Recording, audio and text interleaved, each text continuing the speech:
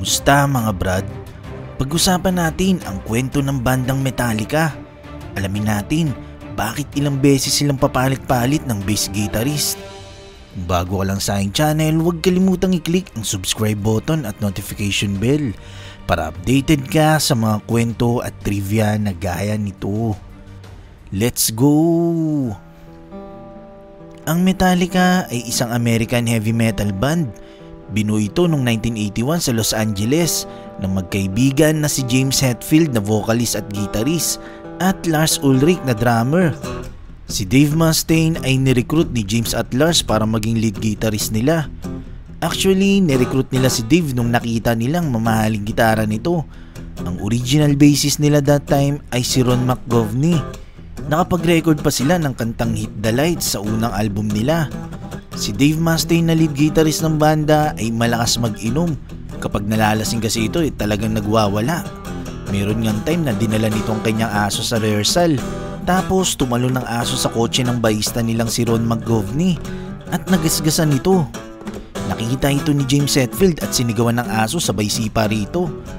Dito nagalit si Dave at pasugod na atakihin si James at McGovney at pinagmumura din nito ang drummer nilang si Lars. Sa pangyayaring yun, tinanggal sa banda si Dave.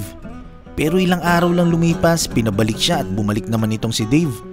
Kaso may nangyari na naman. Isang beses habang nagiinuman sila, nalasing na naman si Dave at pinagtripan nito na ibuhos ang beer sa bass guitar ni McGovney mula sa neck hanggang sa pick-up nito na walang kaalam-alam ang bahista.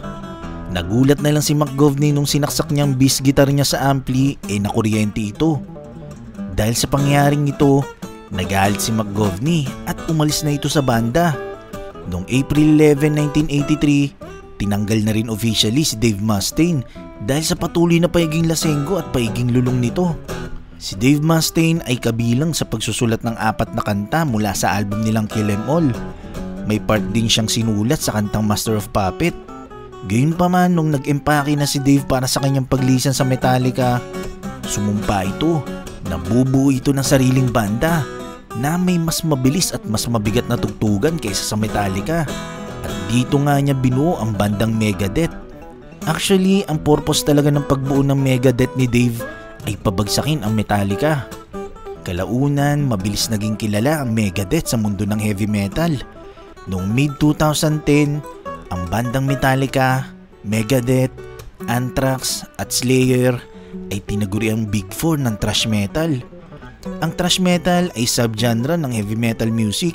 Katunayan, minsan na nga nagsama-sama ang Big Four na to sa iisang entablado para kantahin ang kanta ng Metallica na Am I Evil? So nung umalis na si Dave Mustaine sa Metallica at bumuo ng sariling banda na tinawag niyang Megadeth, si Kirk Hammett na mula sa bandang Exodus ang pumalit kay Dave para maging bagong lead guitarist ng Metallica. Nga pala, si Kirk Hammett ay half Pinoy, half Irish. Anak siya ni Chofila Oyaw na isang Cebuana. Yung bahista naman nila na si Ron McGovney na umalis din dahil nakuryente sa kalokohan ni Dave ay pinalitan naman ni Cliff Burton. Si James, Lars, Kirk at Cliff ang bagong mukha ng Metallica mula taong 1984 hanggang 1986. Nakapag-record sila ng pangalawang studio album nila na Ride the Lightning at nirelease ito noong August 1984. Na-reach ng album na to ang number 100 ng Billboard 200. Noong 1985, nirecord naman nila ang kanilang pangatlong studio album na Master of Puppets at nirelease noong March 1986.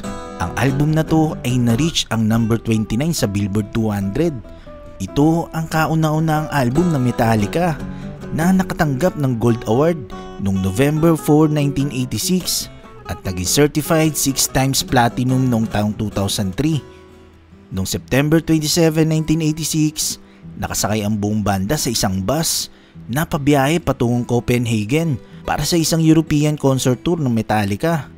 Habang nasa biyahe, naglalaro ng baraha sina Kirk Hammett at Cliff Burton para sa magiging sleeping arrangement. Nanalo si Cliff Burton at pinili niya na dun matulog sa pwesto ni Kirk Hammett.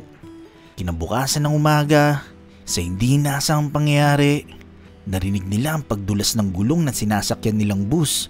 Saka ito umikot-ikot. Ayon kay Lars, Para raw silang mga labahan na umiikot-ikot sa loob ng washing machine. Halos lahat sila ay sugatan. Pero tanging si Cliff Burton lang ang hindi nakaligtas ng buhay. Sa edad na 24, pumanaw si Cliff Burton at sobrang kinalungkot ito ng kanyang mga kabanda dahil tinuring na siyang kaibigan ng mga ito. Lalo na si Kirk Hammett na sobrang nalungkot sa pangyayari. Sabi niya siya talaga dapat ang na-deads nung time na yun dahil pwesto niya talaga yung kama na hinigaan ni Cliff. Sobrang nalungkot din si James at walang ibang ginawa kundi mag-inom ng mag-inom. Si James, Lars at Kirk ay bumalik sa San Francisco para dumalaw sa lamay ng kanilang kaibigan at kabanda. Sa pagwala ni Cliff, kinailangan makahanap agad uli ng bagong bahista ang banda.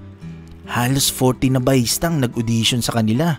Bukod sa 3 natitirang miyembro ng Metallica, kabilang ang magulang ni Cliff Burton sa naging hurado sa pagpili sa susunod na bahista ng banda. Lahat ay nagkasundo at ang kanilang napiling bagong bahista ay walang iba kundi si Jason Newsted na mula sa bandang Flotsam and Jetsam. Pagka-join ni Jason Newsted sa Metallica, pagkaraan ng 1 taon, August 1987, nirelease ng bandang EP nila na The $5.98 EP Garage Days Revisited. Naglabas din sila ng compilation ng video footage na naging kauna-unahang video album ng Metallica bilang pag-alala sa 3 taon ni Cliff Burton sa banda. Inilabas ng Metallica ang kauna-unahan nilang studio album na kasama si Jason Newsted. Ito ang Injustice for All. Naabot nito ang pang number 6 ng Billboard 200 at ito ang kauna-unahang album ng banda na nakapasok sa top 10. 2 buwan lang mula nung i-release ito, naging platinum agad ang album na to. Matapos ang pag-release ng album, nirelease din ng Metallica ang debut music video para sa kantang One. 3 taon ng pagtuturo para i-promote ang Metallica, kabilang ang headlining, performance nito sa Woodstock 1994, ang banda ay bumalik sa studio para sumulat at i-record ang kanilang pang-anim na studio album na Load. Nirelease ito noong 1996. Sa kaparehas na taon, nirelease nila ang album na Reload. Kung si Cliff Burton ay ilang taon lang nilang nakasama, si James Newsted ay umabot ng halos 7 taon. Kumbaga mas marami talaga silang pinagsamahan dito. Dumating yung time, kinailangang umalis ni Jason Newsted sa Metallica na sobrang kinalungkot ng lahat ng fans. Nung time kasi nakasama ng banda si Jason Newsted, siya na ang halos naging mukha ng Metallica. Bukod doon, mas malakas kasi ang appeal ni Jason Newsted sa mga tao kaysa sa vocalist nilang si James Hetfield. Kaya nga nung panahon yun, pag sinabing Metallica, ang unang naiisip ng tao ay si Jason Newsted. Kumbaga favorite talaga siya ng mga fan lalo na pag concert. Nagiging iba ang performance ng Metallica dahil sa energy na binibigay ni Jason. So bakit nga ba umalis si Jason Newsted noong 2001? That time kasi may side project si Jason na Echo Brain. Ang Echo Brain ay banda na itinatag ni Jason Newsted na kung saan ang lahat ng kanta rito ay siya mismo ang sumulat.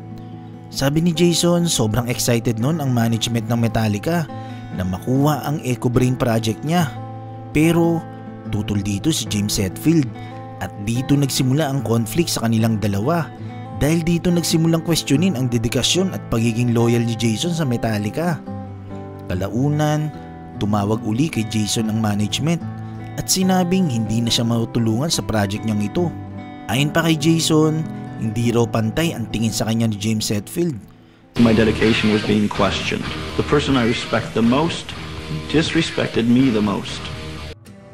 Matapos ang pagkawala ni Jason Newsted, maraming live shows ang Metallica na humihiram sila ng bahista hanggang nagpa-audition uli ang Metallica para magkaroon ng permanenteng bahista.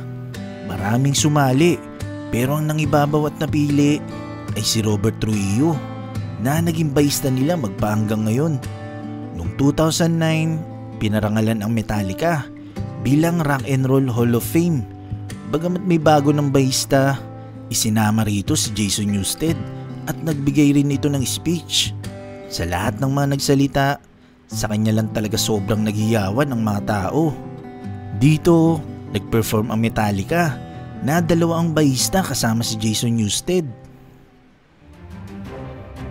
Ang Metallica noong 90s, walang duda na si Jason Newsted ang naging mukha ng banda. Isa ito sa sobrang favorite kong banda noon. Gayunpaman, nanatili pa rin buhay ang Metallica. Parehas pa rin naman sila ng tugtugan kasama si Robert Trujillo. Kaso iba nga lang talagang energy nung kasama pa nila si Jason Newsted. Nagustuhan mo ba ang kwentong ito? I-click na ang like button at i-share ang video na to. Mag-iwan lang ng komento para sa inyong mga saloobin. Maraming salamat. Hanggang sa muli.